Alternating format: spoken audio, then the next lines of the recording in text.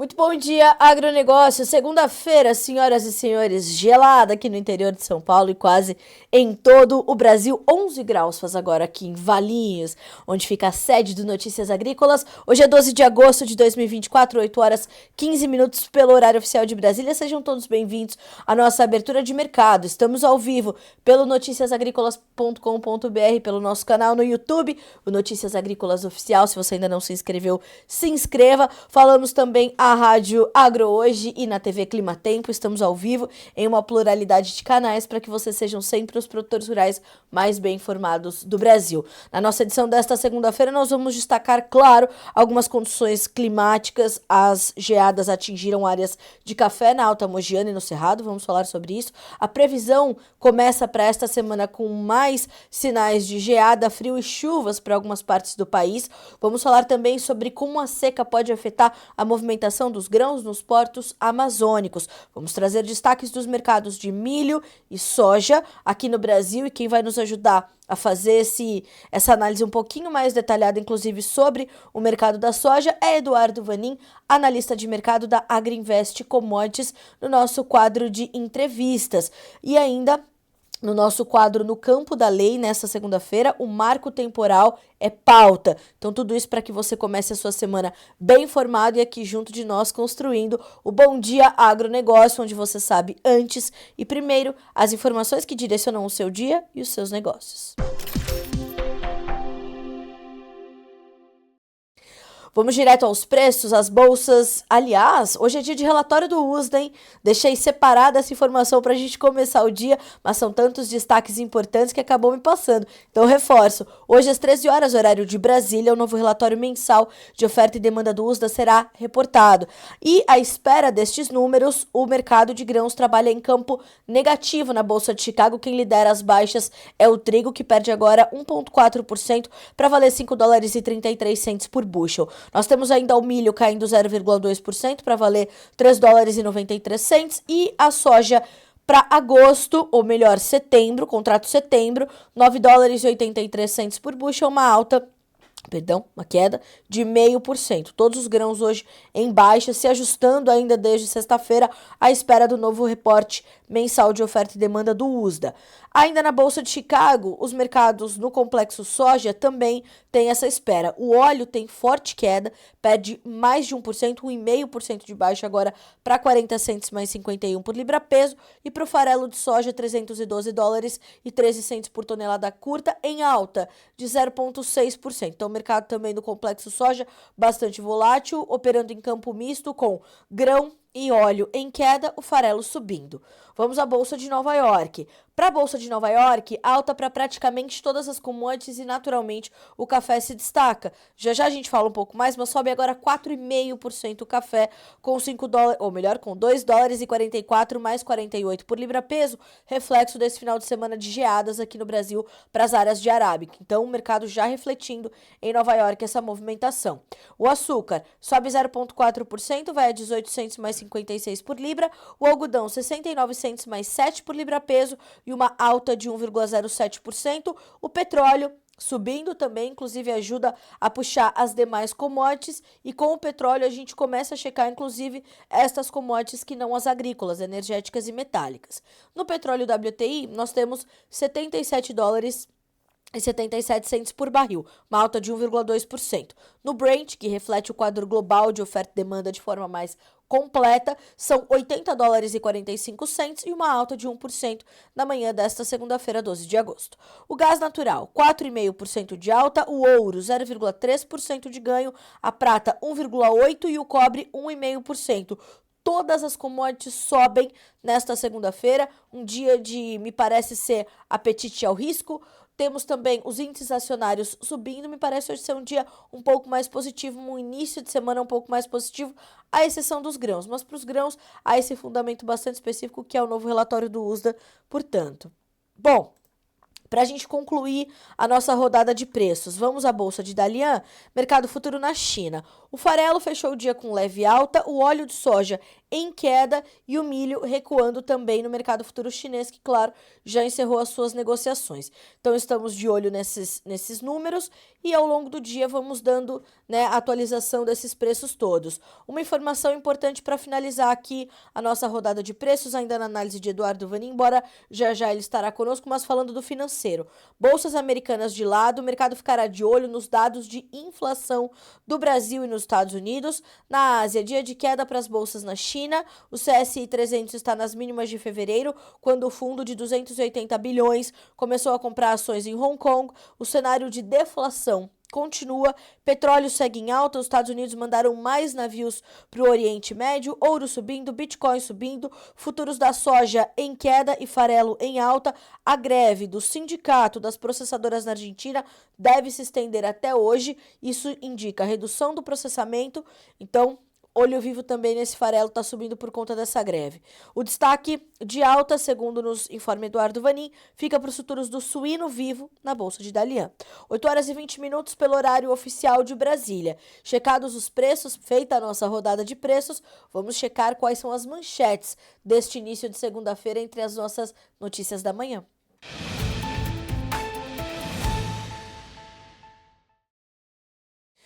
Bom, primeira informação importantíssima que aconteceu no final de semana, mas segue repercutindo e principalmente vai repercutir a partir desta segunda-feira nos mercados, que são as geadas que atingiram as áreas de café. Vocês viram que durante o final de semana ficou em destaque uma manchete com muitas imagens, fotos e vídeos dessas geadas, que vocês podem inclusive continuar conferindo aqui no Notícias Agrícolas, porque as previsões já apontavam para essa possibilidade e alguns produtores de café então registraram de fato, né, a confirmação desse fenômeno ocorrendo em áreas de café arábica, em especial na Alta Mogiana e no Cerrado. O Notícias Agrícolas esteve em contato com alguns produtores, mas claro que ainda é impossível mensurar a extensão e os danos causados por estas geadas. Na região da Alta Mogiana, o produtor Felipe Raut mostrou nas redes sociais lavouras de arábica com gelo nas primeiras horas do dia e ele disse, abre aspas, acho que dessa vez fez ainda mais frio, totalmente congelado e as lavouras tinham se recuperado bem. Além de Felipe, outros produtores relataram a ocorrência em suas propriedades. O produtor acredita que, em relação ao que ocorreu em 2021, quando também houve uma geada bastante significativa, o impacto nas lavouras deste ano seja menor. Desta vez, aproximadamente 15 hectares na propriedade do Felipe foram atingidos. Na última ocorrência, pelo menos 60% da produção ficou comprometida, mas ele ressalta que se trata de uma área que vinha se recuperando dos problemas ainda da safra 2021. Abre aspas mais uma vez para o produtor rural. Acredito que esse ano tenha feito entre -1 e 0 grau. Foi bem intenso frio, como tínhamos uma umidade alta em função de uma chuva que veio na noite anterior. A umidade relativa estava bastante alta e por isso a gente tinha névoa, parte seca e o café bastante congelado. Mas graças a Deus, acho que o estrago não foi tão alto. Tomara se confirme quando, né, a poeira baixar e seja possível mensurar os impactos dessa situação. O frio mais intenso também alcançou diversas micro-regiões do Cerrado Mineiro. Segundo Juliano Tarabal, que é representante da Federação dos Cafeicultores do Cerrado, foram registradas ocorrências em áreas do Rio Paranaíba, Tapira, Pratinha, Patrocínio e Araxá, abre aspas para o Juliano. Aparentemente em áreas de baixada. Ainda é muito cedo para ter alguma estimativa, mas sim há ocorrências pontuais nesse cinturão, seguindo até o lado da Mogiana. De acordo com informações ainda de Antônio Sérgio, por volta das 5 horas em Patrocínio, Minas Gerais, as temperaturas chegaram a 1,9 graus Celsius, mas em algumas áreas as mínimas foram ainda menores, porque os produtores começam a relatar a ocorrência das geadas. Abre aspas para o cafeicultor Antônio Sérgio. Nós tivemos uma geada não de grande intensidade, mas atingiu algumas áreas de café. Agora minha preocupação maior não está sendo hoje, mas para uma madrugada de terça-feira, dia 13, é previsão de geada e acredito que uma de maior intensidade, segundo mostram os números do INPE. As previsões, portanto. Bom, o que é possível saber até esse momento? Que houve este fenômeno, houve esse relato, os produtores já trouxeram essa informação e isso está sendo agora apurado. E claro que o Notícias Agrícolas continua monitorando para saber a extensão do dano. E como há novos fenômenos sendo previstos, ainda é difícil também fazer essa mensuração, porque há a possibilidade de que mais áreas sejam afetadas e mais do que isso, né? Que essas geadas continuem a ocorrer em regiões onde já se registraram e possam intensificar estes danos. Mas, segundo também esses cafeicultores, pode não ser tão intenso quanto se observou em 2021. Vejamos e buscaremos entender. O mercado, inevitavelmente, refletiria essa situação neste início de semana, já nas primeiras horas de negociações. E isso acontece também porque já há uma preocupação do mercado bastante clara com essa oferta ajustada, globalmente falando, de café. Isso vale para arábica, isso vale para robusta, né? Por situações distintas, mas ambos falando de oferta ajustada de café. E nesse momento nós estamos falando então de mais de 4% de alta entre os principais vencimentos negociados do arábica na Bolsa de Nova York. Nós vamos abrir aqui as cotações para juntos acompanharmos. Pois bem, nós temos para... Deixa eu abrir aqui o mercado do café para acompanharmos juntos. Alguns contratos, os mais alongados, com mais de 5% de alta na manhã de hoje. Então, nós temos para o setembro, 2 dólares e 44 mais 55 por libra peso. O dezembro, 2 dólares e 41 mais 90. O março, 2 dólares e 38 mais 60. E o maio, 2 dólares e 36 mais 15. Então, o mercado subindo forte. Vejamos também como abre o dólar. E hoje, um dia importante para a formação de preços no Brasil. Agora, precisa ser monitorado também quanto de café ainda há para ser comercializado, como os produtores estão avançando com essas negociações e como vão entender essa disparada das cotações nesta segunda-feira, em função, naturalmente, dessas geadas que atingiram as áreas cafeicultoras ou cafeeiras do Brasil neste final de semana.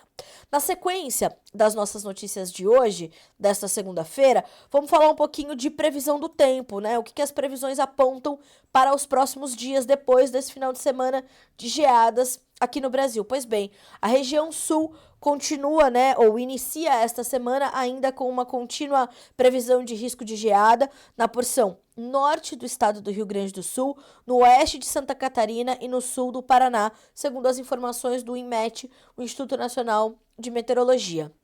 De acordo com o Instituto, há um risco de perda em plantações nos municípios de Passo Fundo, Erechim, ambos no Rio Grande do Sul, Chapecó, em Santa Catarina, e Guarapuava, no Paraná, todos eles praticamente com trigo, né? Todos esses municípios são municípios que cultivam trigo, estão com o seu trigo em pleno desenvolvimento, e embora o frio seja bom para esta cultura, tudo que vem em excesso pode prejudicar o desenvolvimento da planta. Então, nós também faremos esse levantamento, esse monitoramento, para entender o que essas geadas, o que esse frio intenso, essa onda de frio que estava previsto, tá tudo acontecendo como previsto, né? Essa queda muito brusca das temperaturas, esse frio que deve ser a última onda de frio deste inverno, né? Que está prestes a terminar, inclusive em setembro a gente já entra com a primavera, então nós devemos ter essa onda de frio devendo ser a mais duradoura e intensa deste inverno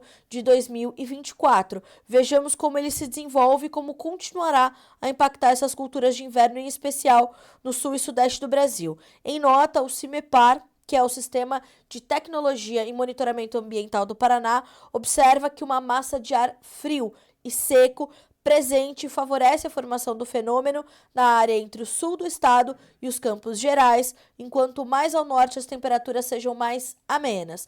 Em Guarapuava, Paraná, a mínima prevista é de 3 graus nesta segunda-feira, dia 12 de agosto. Em Santa Catarina, a Defesa Civil do Estado destaca a previsão de temperaturas mínimas entre 0 e menos 4 graus entre o meio-oeste do estado e os Planaltos, de 1 a 5 graus no oeste e Alto Vale do Itajaí, melhor dizendo, e Grande Florianópolis Serrana, de 5 a 10 graus nas demais regiões. Abre aspas para a Defesa Civil Catarinense. Mais uma vez, há condições para a formação de geada ampla. Mesmo com predomínio do sol, as temperaturas não sobem muito e à tarde as máximas variam entre 12 e 18 graus no estado. No litoral, a previsão é de mar agitado com ressaca devido ao vento intenso de até 80 km por hora. No Rio Grande do Sul, que mostram as previsões, a semana começa com a intensificação de um anticiclone migratório, o que eleva o risco de geada também no estado gaúcho. A exceção, segundo o Emater, são os municípios localizados nas proximidades da região da Laguna dos Patos, Lagoa Mirim e região dos Vales, onde está descartada a possibilidade da ocorrência do fenômeno. Então, isso para a região sul. O que temos para o restante do país, o restante do Brasil? A previsão é de tempo firme com máxima, vejam só a diferença, de 32 graus em Cuiabá, Mato Grosso, Palmas com 39 graus de máxima no Tocantins.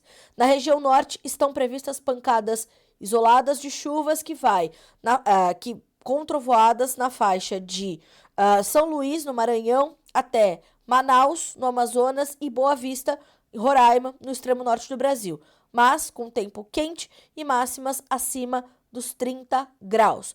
Em suma, frio, geada para a região sul do país, vai pegar uma parte do sudeste também, e norte, extremo norte principalmente, parte, né, do centro-norte, com essas temperaturas muito elevadas, essas máximas muito intensas, se aproximando dos 40 graus, como é o caso de Palmas, capital do Tocantins. Fique atento. Inclusive, você que nos acompanha aqui pelo Bom Dia Agronegócio, vá trazendo o seu relato, vá trazendo a sua manifestação aqui de como é que estão as condições climáticas aí na sua região. Eu sei que o Bom Dia Agronegócio é acompanhado de todas as partes do Brasil, então traga para nós o seu comentário aqui, como é o pessoal da Fazenda Sorriso, já dizendo, ó, chuvisqueiros esparsos no norte do Tocantins, tem previsão de chuva. Vejamos.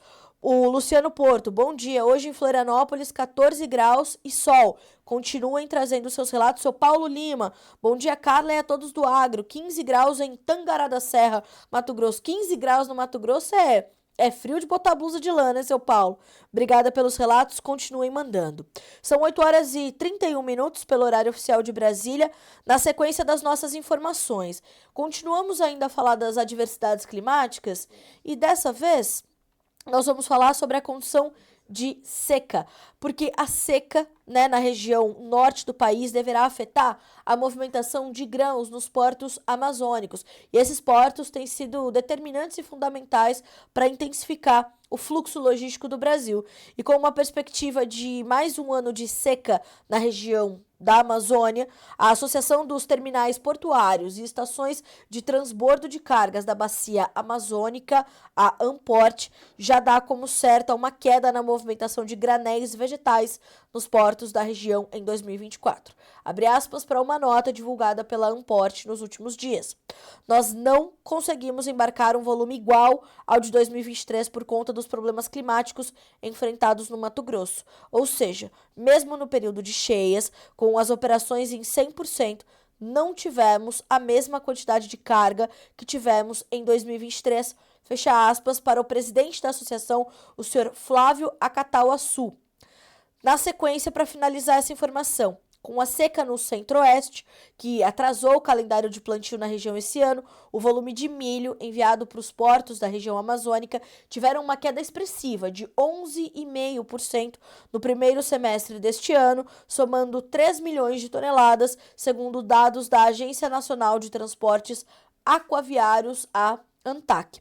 Considerando todos os granéis vegetais sólidos, foram 26 milhões de toneladas movimentadas nos portos amazônicos. De janeiro a junho deste ano, abaixo das 26 milhões e meio de toneladas no mesmo intervalo de 2023. Em todo o ano passado, o volume movimentado superou 53 milhões de toneladas, uma alta de 19% em relação a 2022.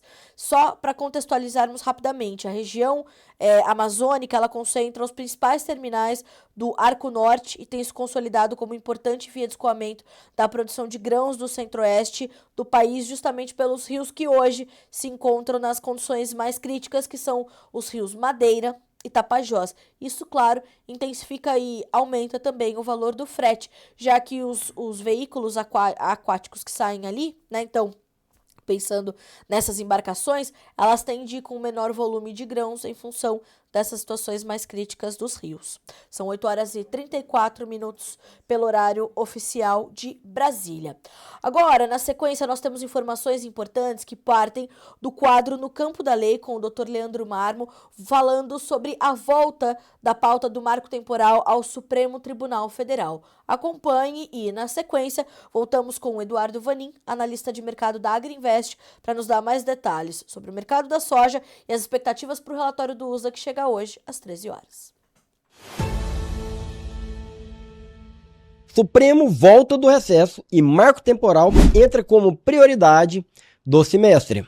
Na segunda-feira, dia 5, o ministro Gilmar Mendes convocou uma audiência para discutir o marco temporal das terras indígenas. De acordo com essa problemática, os povos indígenas teriam direito à demarcação de terras apenas se estivessem efetivamente ocupadas em 5 de outubro de 88, data da promulgação da Constituição. O STF já considerou essa tese inconstitucional em setembro do ano passado, mas recentemente o Congresso aprovou uma lei para legalizá-la, o que fez surgir uma nova ação no STF e, em decorrência dela, em abril, o ministro Gilmar Mendes determinou a formação de uma comissão de conciliação, afirmando que as soluções tradicionais não resolveriam o conflito político e jurídico. Essa comissão é composta por representantes dos povos indígenas, do Congresso, do governo federal e da FUNAI. As reuniões estão programadas para ocorrerem até o dia 18 de dezembro deste ano. Atualmente, as terras designadas para os índios já compõem 14% do nosso território nacional, um espaço que é 5 vezes maior que a Inglaterra, onde residem 300 milhões de pessoas. Se atendermos a demanda por mais terras, essa proporção poderia aumentar para mais de 10 vezes o tamanho da Inglaterra, ou seja, aonde caberiam 3 bilhões de pessoas, criando um cenário totalmente desproporcional às necessidades demográficas e produtivas do país. Considerando a extensão atual das terras indígenas, é crucial questionarmos a necessidade de expandir ainda mais essas áreas. A intervenção do ministro Gilmar Mendes, ao propor a formação de uma comissão, busca equilibrar os interesses e direitos dos produtores rurais, com a preservação cultural e ambiental das terras indígenas. Essa abordagem pode oferecer uma solução que respeite as necessidades de todas as partes, sem comprometer a sustentabilidade ambiental ou a justiça social, que nos é muito cara. O debate sobre a expansão das terras indígenas deve ser informado por uma análise cuidadosa da proporção e da adequação do território já designado. A decisão de Gilmar Mendes não apenas revive a discussão, mas também sinaliza a busca por uma solução equilibrada, que respeite tanto os direitos dos índios, quanto as necessidades dos produtores rurais e da sociedade brasileira como um todo. Agora quero ouvir de você qual a sua opinião quanto ao marco temporal. Vocês acreditam que os índios devem possuir mais terras? Deixe aqui o seu comentário.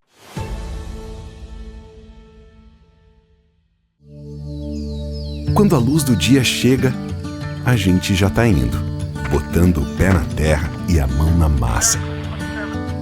Alguns dizem que é uma escolha, mas eu acredito que seja uma vocação mesmo.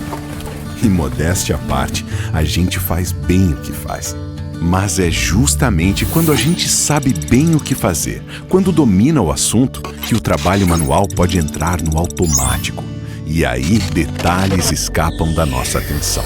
E a nossa intenção é justamente iluminar essas possibilidades. Use equipamentos adequados para eletrificar cercas e sinalize-a a cada 100 metros. De preferência, contrate um eletricista qualificado. São pequenos cuidados que evitam acidentes e salvam vidas. Dessa forma, no final do dia você pode voltar tranquilamente para os braços de quem te ama. Uma campanha Energisa e AproSoja.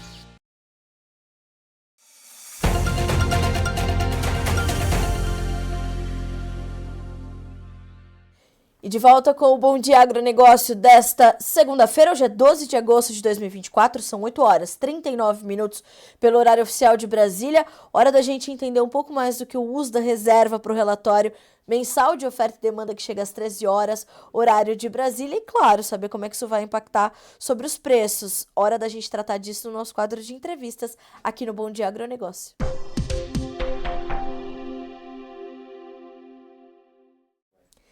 Eduardo Vanin é o nosso convidado dessa segunda-feira, analista de mercado da Agrinvest Commodities, num dia frio, mas que dá para esquentar, né, Vanin? Seja bem-vindo, meu amigo, bom dia. É sempre bom ter você conosco aqui no Bom Dia Agronegócio. Bom dia, Carla, tudo bem? Vamos Tu- ver se esquenta ou se esfria mais aí o USDA. Pois Tomara que é, esquente. tomara que esquente. Quais são as suas principais expectativas e como elas podem impactar nos preços se forem confirmadas, Vanin? Bom, consenso é uma revisão para cima na produtividade, milho e soja, isso por causa das condições, que seguem muito boas. E, e aí alguma revisão, mas não é consenso, de área plantada, colhida da soja. Isso porque pouco mais de um mês atrás, os Estados Unidos sofreu em Minnesota e Dakota do Sul, um pedacinho de Iowa também, com inundações. E aí se espera uma revisão para baixo na área plantada americana e área colhida também. Mas vamos ver.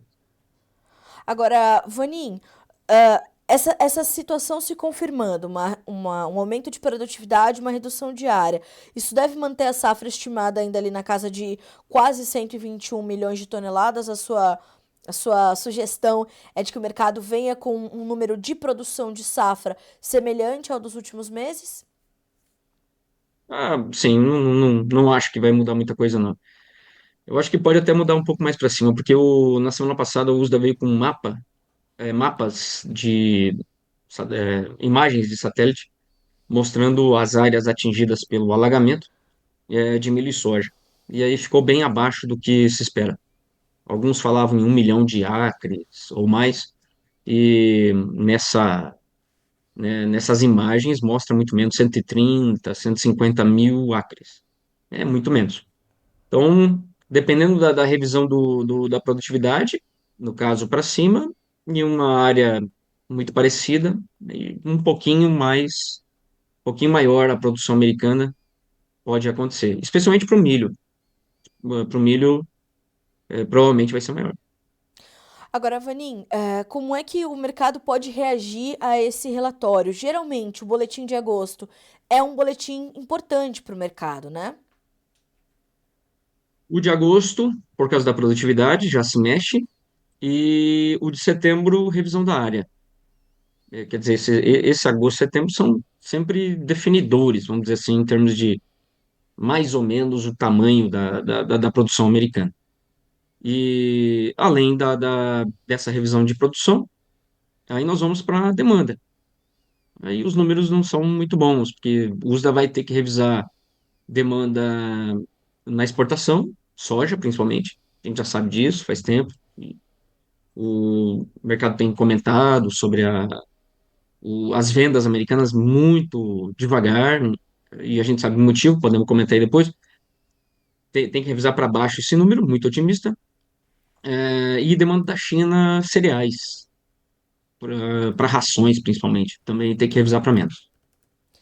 É interessante essa condição da demanda, porque a gente vem falando bastante sobre isso aqui nas nossas conversas de segunda-feira, sobre como as vendas estão lentas, as vendas estão contidas, e isso é possível perceber principalmente quando a gente olha para o acumulado, né, Vanin? Quando a gente olha para o que os Estados Unidos já comprometeram da safra 2024-25 em relação a anos anteriores, mas quando a gente olha para as últimas semanas, os volumes reportados pelo USDA vieram até um pouco melhores, né? Houve um fôlego um pouquinho maior para a demanda pela soja norte-americana, ou é algo bastante pontual que ainda nem deve ser muito, muito considerado pelo mercado?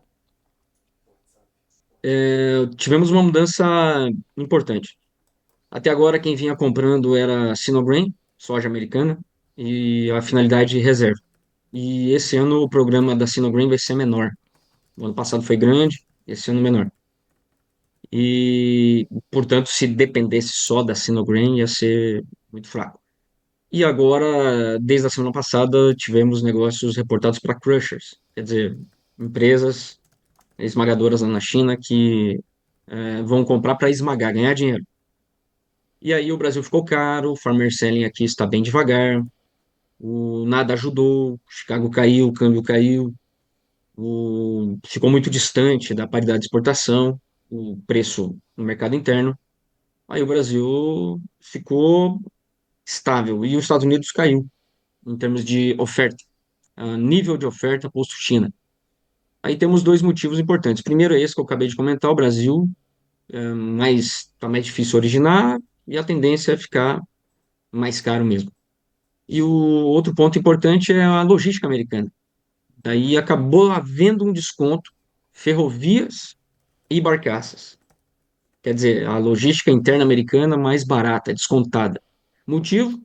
Menos demanda, claro. Como o programa está, como você bem falou, né, Carlos? O programa está devagar, muito pouco vendido para safra nova, aí você tem toda uma ociosidade que vai ser maior e, portanto, os operadores logísticos começam a dar um descontinho para incentivar a demanda. E está funcionando.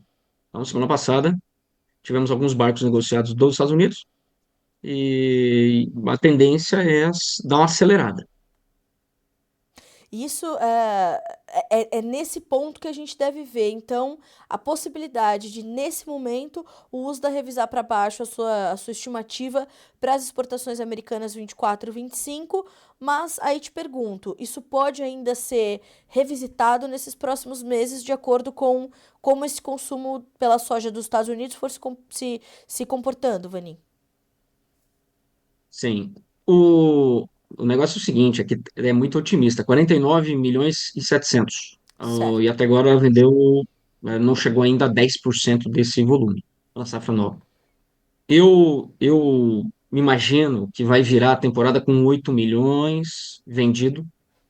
Vira a temporada agora, final de agosto. Temos 3 semanas para virar a temporada. Quer dizer, somando contratos já vendidos que não vão ser embarcados ainda agora em agosto e vai cair para setembro, mais algumas vendas aí para as próximas 3 semanas e o que já foi vendido. Então, eu imagino que vai ficar abaixo de 10 milhões. É um número muito fraco. Historicamente, o programa americano de exportação ele tem que começar com 40% feito daquilo que o USDA espera. Quer dizer, se a gente pensar 49.700, já teria que começar com uns 20 milhões. Tá muito distante disso. Então, o USDA vai, sim ou sim, ele precisa revisar para baixo esse número. Não sei se agora, e eu acho que vem hoje, eu acho que é inevitável. Uhum. Um pouco hoje, um pouco o relatório de setembro, assim vai. E precisa continuar vendendo, porque senão vai continuar revisando para baixo. Então, na verdade, assim, hoje precisa revisar, porque é muito otimista, dado o que já foi feito. E precisa continuar vendendo para o USDA não precisar revisar tanto para baixo. Quanto mais para baixo, evidentemente, maior estoque de passagem e pior para Chicago.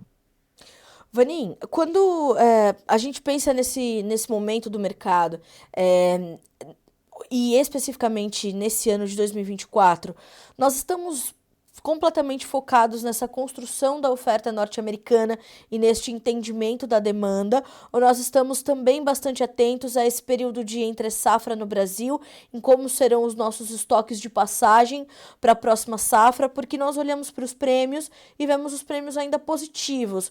O mercado ainda está bastante concentrado aqui no Brasil e olhando essa oferta talvez um pouco mais ajustada para fechar o ano de 2024 aqui no mercado brasileiro, o que dá certo fôlego também à formação de preços por aqui? Nesse ponto, prêmio para a safra velha. Nós somos passageiros. O que os Estados Unidos fizer, nós vamos ter que fazer. Se ficar mais caro, tanto melhor para os nossos prêmios. E mais barato, como foi o caso da semana passada, vamos ter que derrubar os prêmios. Nesse ponto, nós somos passageiros. É claro, o Brasil tem menos soja do que ano passado, sim. O programa de exportação já começa a perder ritmo. E Então, nesse ponto, nós vamos de acordo aí com que os Estados Unidos vai ditando a regra. E aí é uma grande pergunta, uma grande questão. Será que os Estados Unidos vai ser competitivo e vai vender bastante durante esses próximos meses? Ainda não sabemos. Depende do que o produtor americano vender, preço não agrada, etc, etc. Está muito atrasado. Já deveria ter vendido para safra nova 33%, vendeu até agora 10%. Falando de soja, milho parecido também. O produtor americano está segurando. Será que ele vai continuar segurando? Essa é um ponto importante. Segundo logística americana, deu uma caidinha. Será que vai cair mais? Eu acho que vai, por falta de demanda, tanto ferrovias lá pelo Pacífico ou hidrovias indo para o Golfo precisam cair mais para atrair demanda. Então, nesse ponto, nós somos passageiros. E aí, os Estados Unidos caem mais, o Brasil, para continuar vendendo, vai ter que cair mais também. E aí, prêmios ficam mais fracos. Eu te pergunto isso, Vanim, porque nós estamos vendo preços abaixo dos US$ 10 por bushel na Bolsa de Chicago. Eu queria entender justamente como é que fica essa visão do comprador diante desses valores e como é que fica a situação do produtor americano, que já vinha amargando alguns prejuízos com os preços ligeiramente acima dos 10. Perdendo os US$ 10, eu imagino que esse aperto do produtor fique ainda mais agudo e, portanto, esse distanciamento dele das vendas deva continuar até que os preços se mantenham nesses patamares? Ou o que você imagina ou como será o comportamento desse produtor americano daqui em diante? Ele vai vender o necessário, até porque não tem estoque de passagem ainda, milho e soja. Ele tem que dar uma liquidada e a safra é grande, milho e soja, e ele vai precisar dar também caixa para colheita, etc. Então, enfim, aquele movimento que a gente já sabe.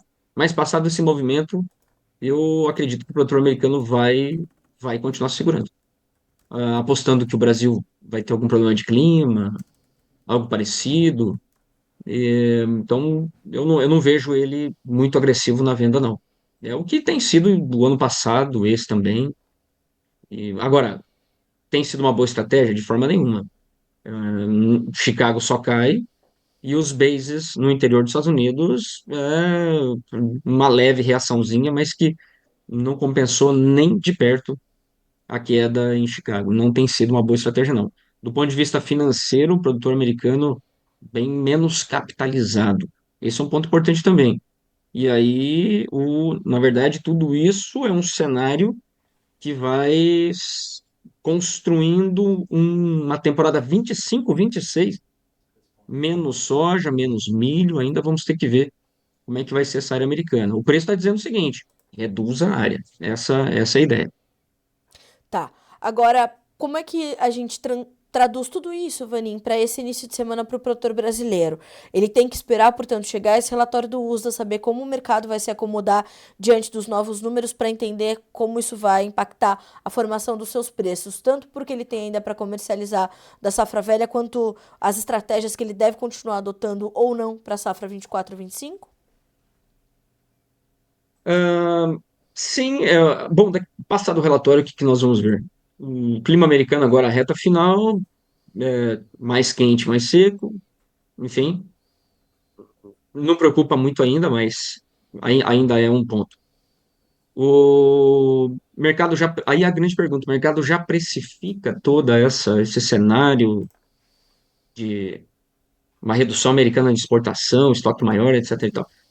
Abaixo de US$ 10, eu diria que sim, por enquanto, tá bom? Lá na frente, se o Brasil tiver um plantio bom, quer dizer, dentro da janela e sem muitos problemas de falta de chuva, etc, etc, então aí o mercado vai continuar escorregando. Por quê? Porque, como conversamos aí, os Estados Unidos vendeu muito pouco soja. O motivo? Porque a demanda estava aqui no Brasil, porque o Brasil estava mais barato até então, até a semana passada. Bom, imagina só o que pode acontecer se o Brasil, na temporada que vem, colher 168 milhões de toneladas, ou mais menos, mais perto disso. Então nós vamos ter um programa de exportação de soja muito grande. 105, 107, 108 milhões, 110. Isso é péssimo para os Estados Unidos. De forma nenhuma, os Estados Unidos vai conseguir construir grandes programas de exportação, especialmente para soja. E aí complica. Complica bastante porque se ele não reduz a área proporcionalmente, aí nós vamos ter cada vez mais um estoque americano maior, em crescimento. Aí teríamos a terceira temporada seguida de estoques só para riba, só crescendo. Então, realmente, não há fatores nesse momento que possam trazer Chicago para um patamar mais alto. Passada a safra americana, agora o papel é a soja americana, não é Chicago, mas é o base, precisa ficar barato. Por um tempo, pelo maior tempo possível, mais longo, para poder construir um programa de exportação razoável. Essa é a, Esse é o principal ponto daqui para frente. Vani, na última sexta-feira o dólar caiu 1%, 1,1% e foi a R$ 5,52. Uhum. É uma preocupação para o produtor brasileiro, é um fôlego para Chicago, esse dólar um pouquinho mais baixo, embora a gente esteja falando de 5,50, a moeda americana ainda é bastante valorizada frente à brasileira. É ainda um ponto central para o mercado nesse momento? Sim, com certeza, porque a combinação de Chicago e câmbio para baixo, então nós tivemos aí do melhor preço, falando já em reais por saca, safra velha e nova, a paridade de exportação está aí pelo menos uns 6, 7 reais por saca mais baixo.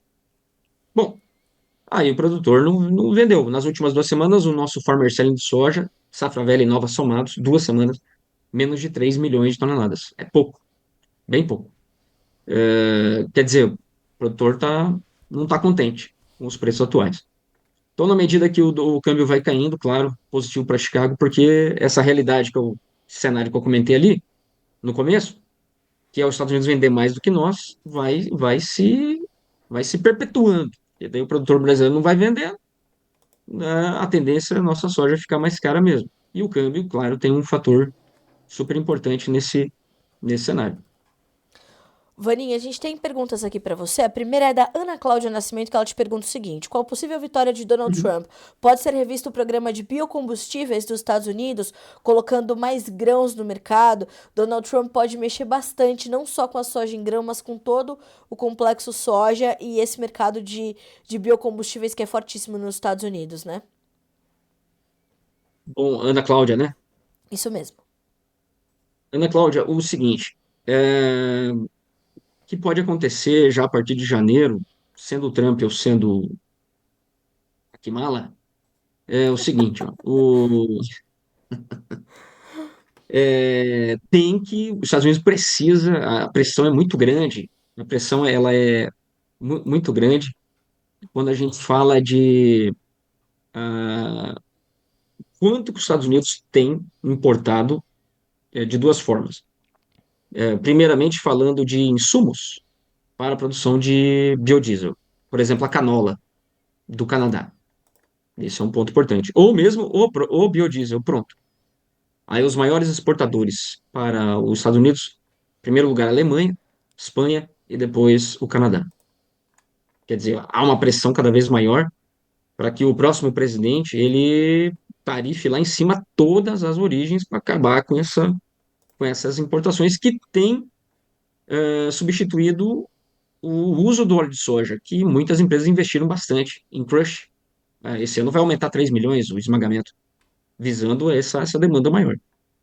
E aí depois nós temos o diesel renovável, que também não é um programa que tem mandatório, mas é um programa que é o Sustainable Aviation Fuel, o SAF. E aí esse diesel renovável ele vai entrar ali para esse programa para redução da pegada de carbono da aviação.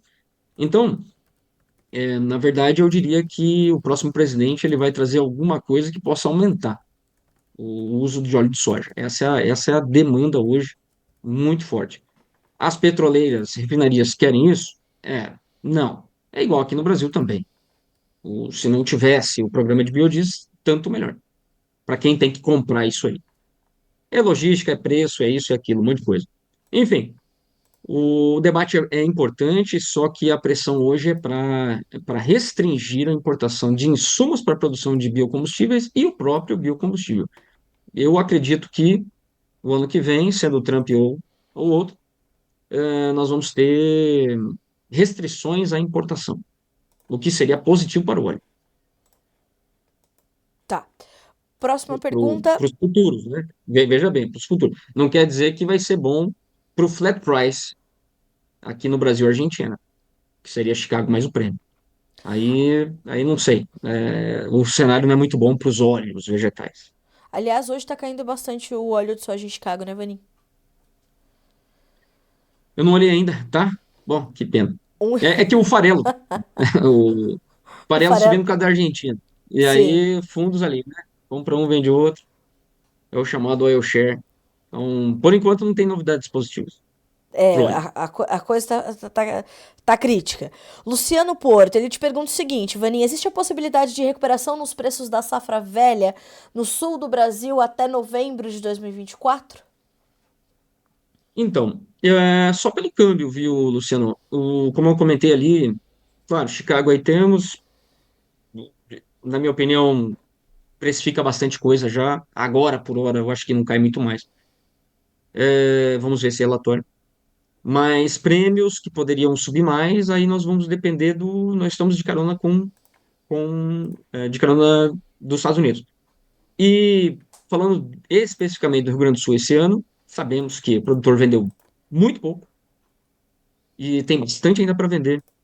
Ah, e quer dizer, o Rio Grande do Sul ele provavelmente ele vai andar muito perto da paridade de exportação. Então, Luciano, vamos depender muito do câmbio para ter preços melhores, tá? Então, por enquanto, não acho que pode ter muitas surpresas positivas aí para o preço em reais por saco. Vanin, o Marcelo te faz uma pergunta bastante importante, porque nesse momento a gente está ainda terminando de entender quais são os números reais da safra 23-24 do Brasil, né? E o Marcelo Maior te Sim, pergunta: qual a previsão total de exportação brasileira de soja nesta safra? Qual é o seu número? Qual é o número da Agriinvest, Vanin? 97 milhões, estamos chegando a 84. Quer Vamos. dizer, não temos muito mais, 13 milhões de toneladas. Esse é um ponto que favorece os Estados Unidos, porque se o Brasil tem Uhum. 13 a mais para vender, e aí na proporção, China ficaria com 8 milhões e meio e os demais compradores com o resto, e a China precisando ainda comprar 45 milhões até final de fevereiro, aí não tem churumelas, vai ter que comprar pelo menos uns 35 milhões nos Estados Unidos. Esse é um ponto que pode tirar Chicago do fundo do poço, mas tem que Sim. ser rápido, tem que ser. Vamos ver, e esse ponto é talvez o mais importante. Quanto que o Brasil ainda tem para vender. Nossa estimativa é isso, mais 13 milhões que daria 97 milhões. Joia. O Jonathan Freitas está dizendo: grande Vanin, professora, concordo, hein, Vanin? Ô, louco. O Rodrigo Stringueta, bom dia. Pro produtor brasileiro, essa é boa, hein? Nesse momento é melhor É. vender soja 24,25 em reais ou em dólar? É capciosa essa pergunta porque tem um monte de outras perguntas que a gente precisa responder para responder essa na sequência, né, Vani? 24, 25 reais ou em dólar. Bom, primeiro ponto, não descase a moeda, pelo amor dos meus filhinhos. E eu tenho três, tá? Então, não descase. Ah, não tá bom em dólar. Não tá mesmo. Tá aí abaixo de 19 dólares por saca, Mato Grosso. Vender em dólar ou em saca. Em dólar ou em Bom, reais? Em aliás, saca, em saca vai ter que vender mesmo, meu amigo, não vai ter jeito. em saca ele vai ter que vender mesmo. Então eu diria assim, eu aproveitaria o câmbio, claro. Eu venderia mais em reais. Quer dizer, aquela parte das contas que você tem que é salário, diesel, parcela de máquinas, etc, etc. Eu daria preferência com certeza para vender isso agora, o que é em reais. E em dólar, será que cai mais? Se o Brasil, presta atenção no plantio no Brasil, tá? Se não tiver nenhum nenhum pagodinho aí para dar um refresco nos preços, seja prêmio, seja Chicago, é mais para baixo ainda. E aí eu compraria put, tá bom? Que é o que eu tenho recomendado sempre. Comprem put, porque a sua, não é a única saída, né? Mas você tem que fazer isso, do que ficar 100% no risco, é muito risco. Ótimo. Pra gente finalizar, o Beto Gouveia te pergunta o seguinte, ó, de que maneira as cooperativas podem contribuir para melhorar o cenário de preço e os custos a cada safra? Você tá no Paraná, é um estado onde o cooperativismo é bastante forte, a atuação das cooperativas nesse auxílio do produtor, ela também é bastante efetiva. Como é que você vê o papel das cooperativas, Vanim? Bom, elas ajudam muito quando você pensa em pacotes de insumos, devido ao seu tamanho, conseguem bons pacotes, boas condições, etc, etc. Aproveitem, aproveitem. E nós tivemos excelentes relações nesse ano, ainda estão boas.